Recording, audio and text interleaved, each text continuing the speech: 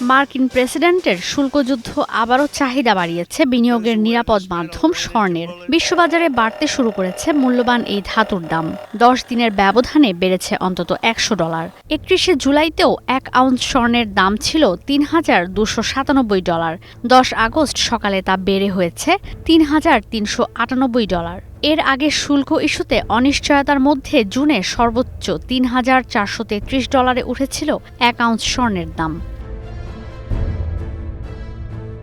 ইতিবাচক ধারায় এসেছে ভবিষ্যতের জন্য স্বর্ণ বিক্রির দামও। ডিসেম্বরের জন্য আউন্স প্রতি স্বর্ণ বিক্রির দাম নির্ধারণ করা হয়েছে $3,534।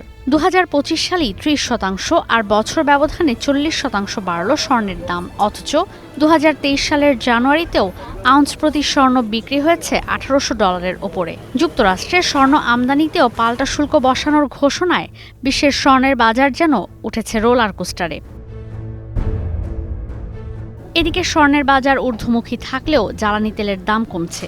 রাশিয়া ইউক্রেন যুদ্ধবিরতির কূটনৈতিক সমাধান, জ্বালানি তেল উত্তোলক ও রপ্তানিকারক দেশগুলোর সংগঠন ওপেক প্লাসের উৎপাদন বাড়ানোর সিদ্ধান্ত এবং রাশিয়া থেকে তেল আমদানি বন্ধে ভারতসহ বিভিন্ন দেশের ওপর যুক্তরাষ্ট্রের কূটনৈতিক চাপের ফলে বিশ্ববাজারে 5% কমেছে জ্বালানির দর।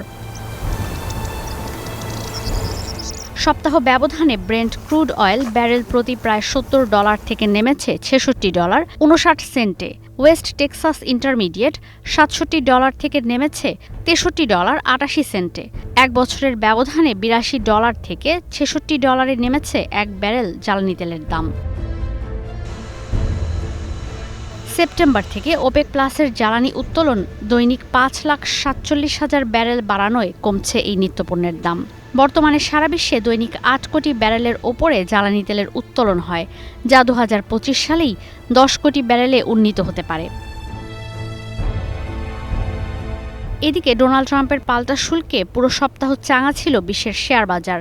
গেল সপ্তাহের পুরোটাই চাঙা ছিল ওয়াল স্ট্রিট, নাসডাক আর ডও জোন্স। ইউরোপের শেয়ার বাজারে ছিল মিশ্র প্রতিক্রিয়া। ডোনাল্ড ট্রাম্পের শুল্ক ঘোষণায় এশিয়ার শেয়ার বাজার ধাক্কা খেলেও পরে চাঙা হয়েছে।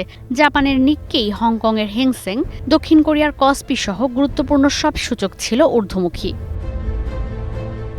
ঈশিতা ব্রহ্ম, স্টার নিউজ।